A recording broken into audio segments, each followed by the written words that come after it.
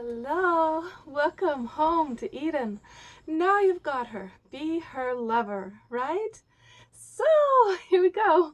We are on the second level, the level of the sexual chakra.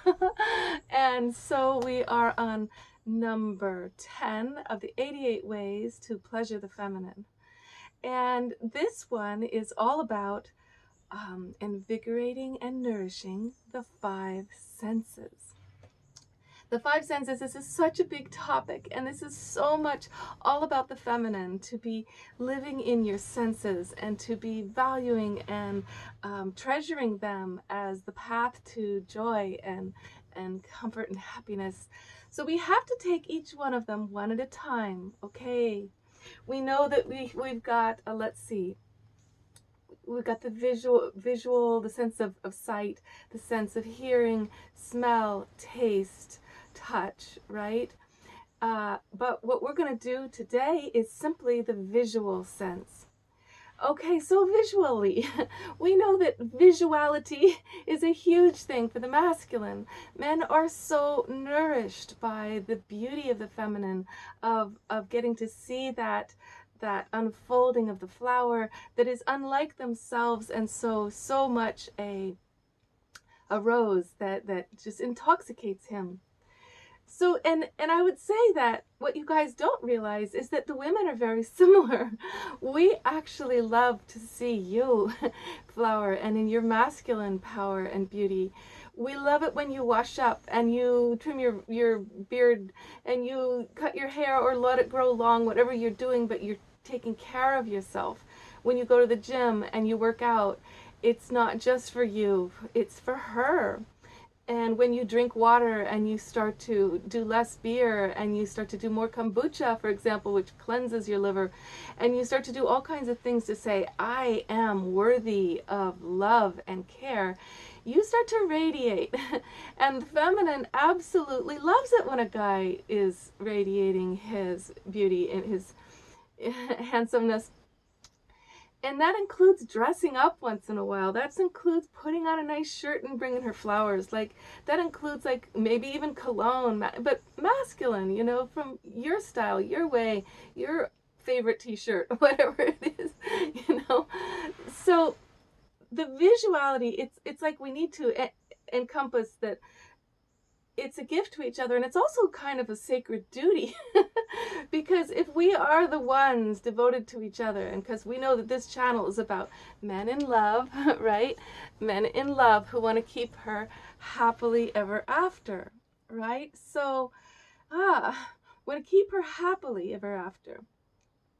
So understanding that she's got work to do too. Like, if she gives up on her femininity and her dressing up and her beauty, there's something majorly sad going on.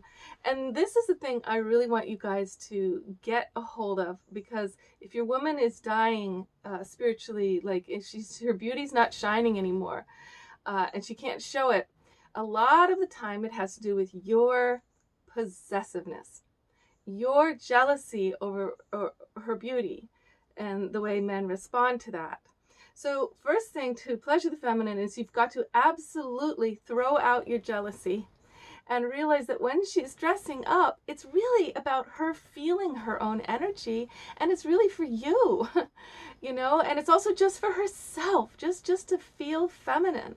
And if you rob her of her jewels and her dresses and her sexy outfits, saying, oh, those shorts are too short and all this, you're telling her, neuter yourself for me, don't be as sexy. And as soon as you do that, now she's dulling herself down, she resents you, and you start looking for porn. Yeah, you start longing for somebody else. Now, I know there's a lot of guilt and shame around the masculine desire for beauty and need for that. And there's a lot of like searching online, porn, all this stuff to feel that, the sacred feminine. But I don't want you to feel so guilty, okay? Because on one hand, yes, if you were to go for a woman all for looks and she had a horrible, mean personality, you're headed down the road of the devil. That is the devil. That's painful. And you want to be looking always for inner beauty. But the visual, so we're on the visual chakra, right? We're on everything that nourishes you visually.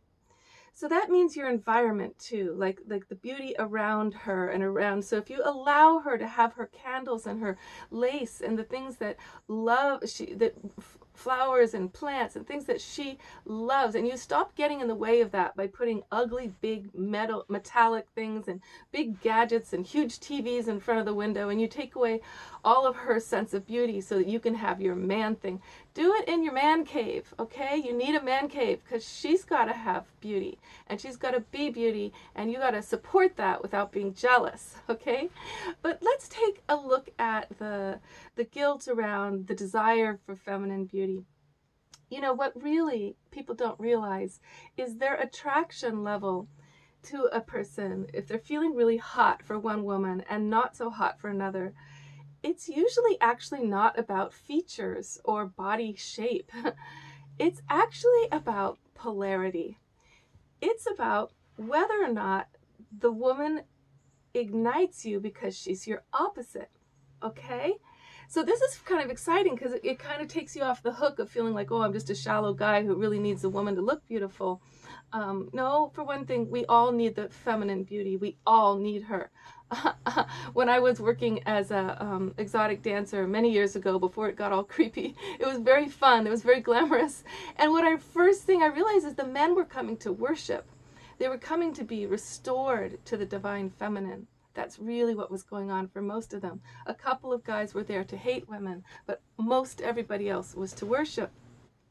So this is okay, this is good. To want her to be wearing feminine clothes, to be smelling feminine. If you're a very masculine man, you need that because it is in polarity. It is the opposite of your masculinity, and it increases your testosterone. It increases your masculine energy if she's very much in her feminine.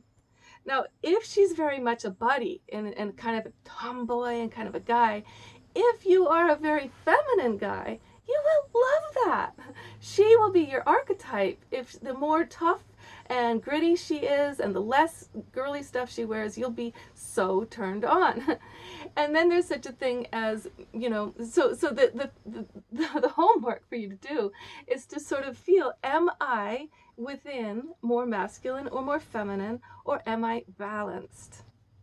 Okay, because a balanced person can like both her all the real feminine stuff and all the tomboy stuff, and the balanced person, like, so if you're really masculine, you're gonna want to be the one ravishing and penetrating and devouring. And if you're very feminine, you're gonna want to be ravished, you're gonna and you're gonna want to be penetrated and all that. But then, we come into more balance, and then we like a little of both. Sometimes we can go the other way, and it's all good. It's still balance. But if you're a man who's very feminine, like I was saying, it's totally okay to like the woman to be the dominant one, to be the woman on top. Gay couples often talk about there's a top and a bottom for the man. One guy is more receptive and one is the one giving out. So if that's the case for gay couples, and you'll even notice it with lesbian couples, one will be yin and one will be yang. It's because the polarity of the universe, energy swirls around when you have opposites, and energy gets kind of stagnant and still when there's two people who are the same. So if she's your buddy and you're masculine and she's masculine, it's going to be very hard to feel sexual energy. And this comes down back to the visuality.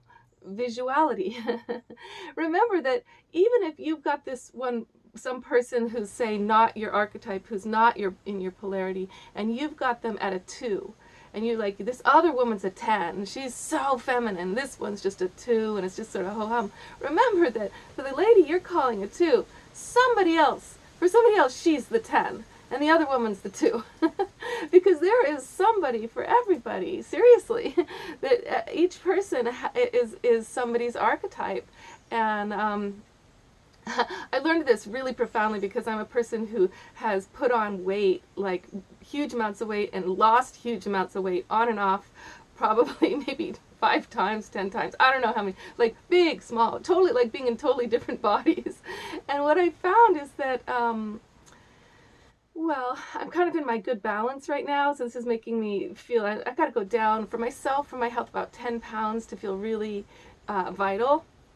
But I noticed that I'd be with one guy who I was a 10, really big, and for the other guy I was like a 2, really big. And then I'd be like, I'd go down on my weight and I'd be at a 10 for this guy, but then I'd be at a 2 for the guy who liked big. I mean, it's just like, the visual thing is very unique and specific, okay? You're unique, she's unique, and the desire to be turned on visually is very natural, but it's different for different people, and you kind of deny a person. If we stay with a person that we feel is just like down there at a 3 or something, because we love them, we care about them, we're just never going to have the hots for them.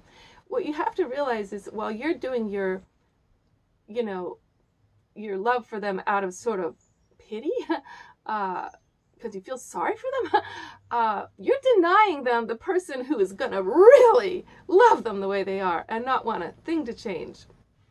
Okay, so it is okay to acknowledge what brings you nourishment visually, and it's also very good to nourish her visually with